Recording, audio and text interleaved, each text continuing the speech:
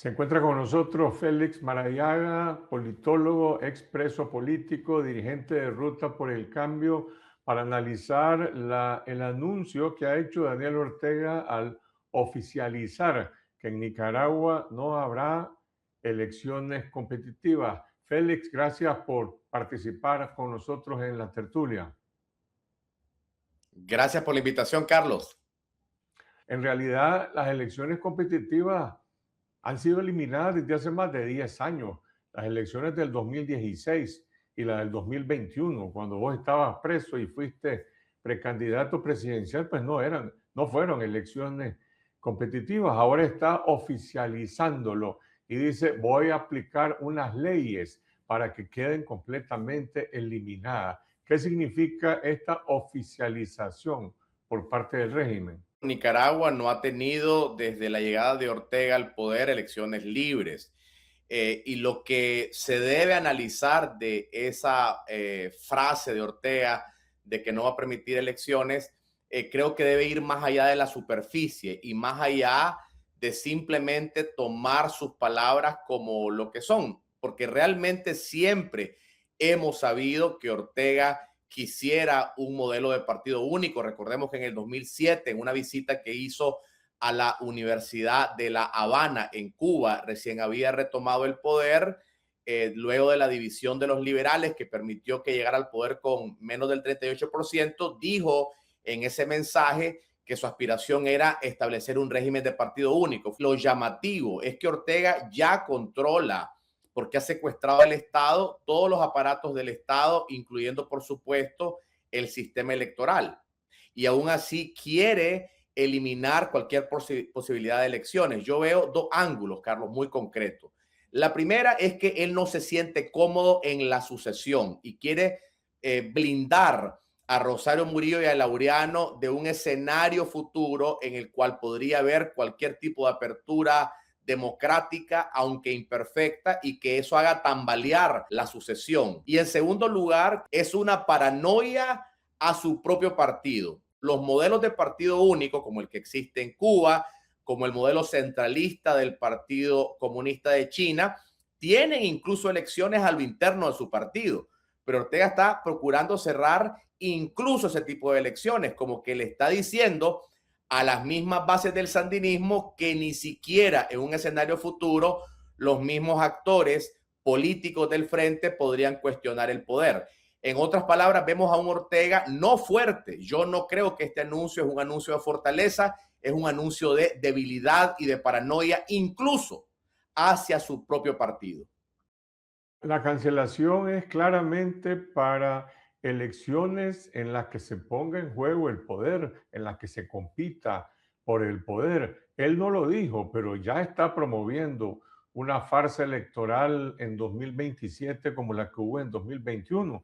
Le están orientando a los partidos colaboracionistas, al PLC, a ALN, APRE, al PLI y también al partido C por L, ahora bajo el control de Óscar Sobalbarro y al Partido Conservador, que tienen que ir a esas elecciones. Entonces, por una parte, anula la posibilidad de una competencia y por la otra, quiere legitimar siempre este régimen de partido hegemónico o partido único con una comparsa de partidos colaboracionistas. Efectivamente, Carlos, eso está más que claro. Ortega no solo bota completamente la máscara que siempre ha querido mantener, una máscara que claramente no tiene ninguna credibilidad, de darle un asomo de legalidad a lo que son esencialmente votaciones y asignaciones, no son elecciones en el sentido estricto de la palabra. Por eso, las aseveraciones de Ortega el 19 de julio también revelan un hecho interesante, y es que él mismo se contradice. Por una parte ha dicho insistentemente él y Rosario que no hay oposición, que expulsaron a todos los opositores, y una buena parte de su discurso está orientado a aquellos que fuimos expulsados de Nicaragua, a los partidos políticos que nos organizamos clandestinamente dentro y fuera del país. Realmente está admitiendo que la resistencia ciudadana está viva. Si lo lees entre líneas, está diciendo que tiene que tomar medidas adicionales porque precisamente hay una oposición que sigue haciendo resistencia. Ahora, para la oposición política, esto es de alguna manera una oportunidad, es un desafío. Ortega está desafiando a la comunidad internacional y dice, aquí nunca se va a poner en juego el poder de mi partido, el poder de mi dictadura. Y por el otro lado dice, a la oposición la vamos a mantener siempre fuera de la ley y aplastada, pero le está haciendo un reconocimiento de que es una fuerza que está amenazando su poder. Sin lugar a dudas, porque un dictador que no se siente amenazado por una oposición que está exiliada, que está clandestina, que se le ha quitado la nacionalidad, que le han cerrado todos los mecanismos de participación, no tendría que tomar esta medida. Pero de cara a la comunidad internacional, Carlos Fernando, yo creo que hay que seguir acelerando un mensaje que muchos opositores en mayor coordinación hemos venido haciendo, y es insistiendo de que Ortega no es un problema exclusivo de los nicaragüenses. El régimen que Ortega está estableciendo no es una simple autocracia electoral, ni siquiera es una dictadura tradicional, es un sistema que quiere replicar el modelo chino, es una Corea del Norte tropical. Lo ha dicho el canciller de Costa Rica, lo dijo el presidente Mulino, Ortega es un problema para Centroamérica. Y con esta medida que ha tomado, yo esperaría que la comunidad internacional elevara su presión más allá de los comunicados, más allá de sanciones relativamente superficiales, y empezaran a ver a Ortega como lo que es una amenaza seria para toda Centroamérica. El secretario general de la OEA y también la Cancillería de Costa Rica y los distintos partidos políticos en el Congreso, en la Asamblea Legislativa de Costa Rica, en efecto señalaron al condenar esta anulación de las elecciones de Nicaragua, unos más, otros menos, la preocupación por el efecto contagio, es decir, que se legitime que alguien como Daniel Ortega tenga la desfachatez de decir aquí no hay elecciones. Y el Departamento de Estado de Estados Unidos, al condenar esta declaración de Ortega, hace lo que ellos llaman un llamado a la acción a la comunidad internacional y dice, hay que demostrarle al régimen Ortega Murillo que no pueden esperar que van a seguir teniendo las relaciones normales con todos los gobiernos del hemisferio cuando están anulando y acabando con todas las estructuras democráticas en Nicaragua. Ahora, cuando Estados Unidos dice, vamos a hacer un llamado a la acción, ¿qué significa esto? La OEA en junio aprobó una resolución contundente y eso no se tradujo absolutamente en ninguna acción. ¿Qué se puede esperar de este mensaje? Con respecto a lo que puede hacer la comunidad internacional, recordemos que hay una caja de herramientas, de mecanismos de presión que no se ha usado. No solamente la ruptura del CAFTA, no solamente la expulsión de Nicaragua del sistema de integración centroamericano, que por ejemplo organizaciones como Fundación Libertad solicitamos formalmente en comunicaciones que se enviaron hace un par de años explicando que la salida de Ortega de la OEA lo deja en ilegalidad en el sistema de integración centroamericano,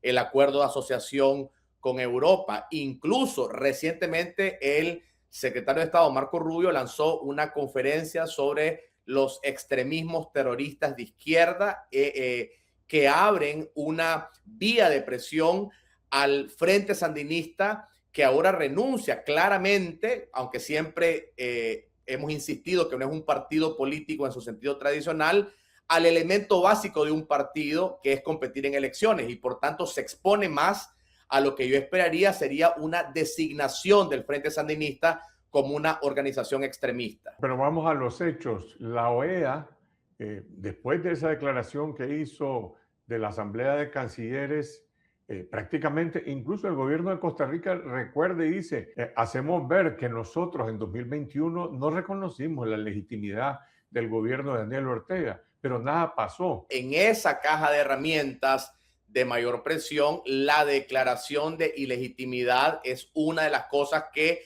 la oposición nicaragüense ha pedido, y hay que reconocer de que en la última Asamblea General de la OEA se dio un avance importante en comparación a la asamblea del año pasado, donde el tema ni siquiera se evaluó. Sin embargo, esa declaración, si bien debe ser celebrada y hay que reconocer a diversos grupos de oposición que trabajando pluralmente lograron colocar ese tema en la agenda de la OEA. Ahora el próximo punto sería el desconocimiento abierto, no solo del proceso electoral, que ya lo decía la resolución del 2021, sino el desconocimiento del régimen de Ortega como tal. Por eso, hablando de Estados Unidos en particular, si se lee con atención el comunicado del Departamento de Estado que genera una nueva clasificación de extremismo terrorista de izquierda o de extrema izquierda, bueno, primero permitidme una nota al pie. Todo terrorismo debería ser condenado más allá de la ideología si viene de uno u otro lado. Pero ahí revela el Departamento de Estado que está desarrollando una tipología de clasificación en la cual Ortega podría ser claramente encasillado. El hecho de que abiertamente el régimen oficialice un régimen de partido único tiene consecuencias para el tipo de institucionalidad a la que se adscribió Nicaragua, por ejemplo, con el Tratado de Libre Comercio, el CAFTA, o con el Acuerdo de Asociación con la Unión Europea. ¿Puede esto tener consecuencias políticas y económicas? Por supuesto, Carlos Fernando, y precisamente la primera acción debería ser en el vecindario inmediato, que es el SICA. Si lees el protocolo de Tegucigalpa, el Tratado Marco de Seguridad Democrática en Centroamérica de 1995 y muchos otros tratados, la misma Carta Democrática de la OEA establecen los principios básicos del sistema interamericano. Por eso yo insisto que el Estado nicaragüense, al estar secuestrado por Ortega, deja de ser parte del sistema interamericano, deja de ser parte del SICA y por tanto el resto de convenios comerciales, políticos y de otra naturaleza deberían ser severamente cuestionados e incluso suspendidos.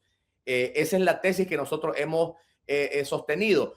Lamentablemente pareciera que hay actores internacionales, Carlos Fernando, que siguen creyendo de que implementar esas medidas generaría un vacío de poder, un caos.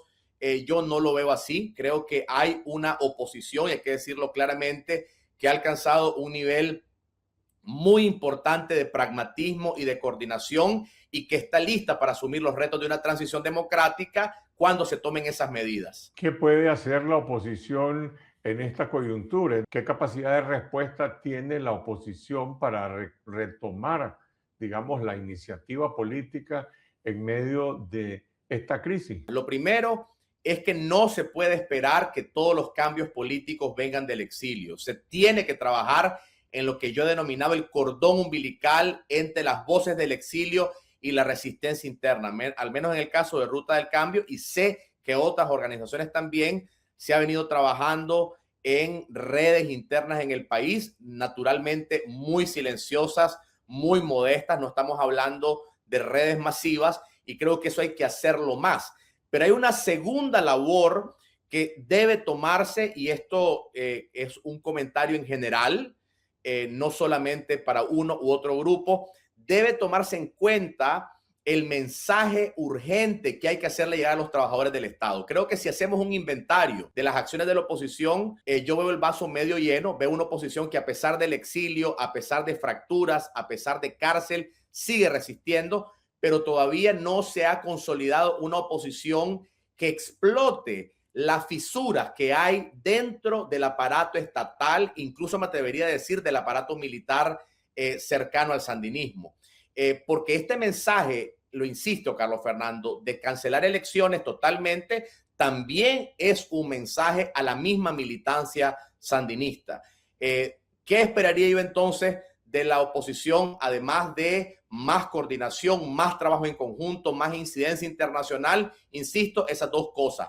Más fuerza en la organización interna clandestina y un mensaje más directo a los desafectos del sandinismo, del aparato del Estado, particularmente a aquellos que no tienen las manos manchadas de sangre. Nicaragua no está en el orden, digamos, de las principales prioridades de la política de Estados Unidos en América Latina. Ahí está Venezuela, está Cuba, está México, pero con este mensaje que está brindando Ortega, está llamando la atención no solo a Estados Unidos, sino de todo el continente americano. ¿Acaso Ortega estará apostando que con una provocación va a terminar provocando alguna suerte de diálogo, negociación con Estados Unidos? Porque Ortega podrá verse también en el espejo de Venezuela y decir, bueno, en Venezuela se robaron las elecciones y ahí está ahora Delcy Rodríguez administrando un sistema donde dicen que quizás va a haber elecciones, pero no hay elecciones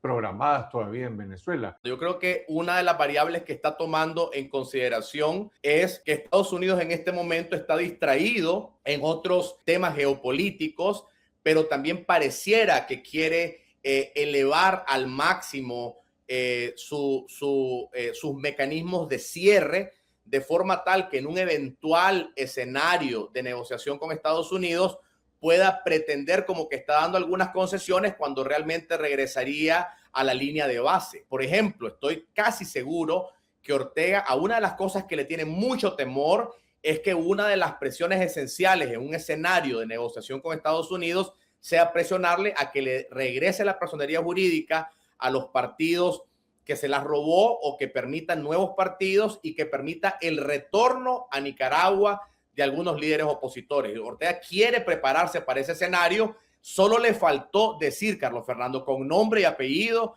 a quienes le está cerrando las puertas para un eventual retorno a Nicaragua. Gracias, Félix Maradiaga, por tus comentarios en la tertulia y a todas las personas que nos han acompañado el día de hoy. Regresamos el domingo con una nueva edición de esta semana en el canal de YouTube de Confidencial a las 8 de la noche. Hasta entonces.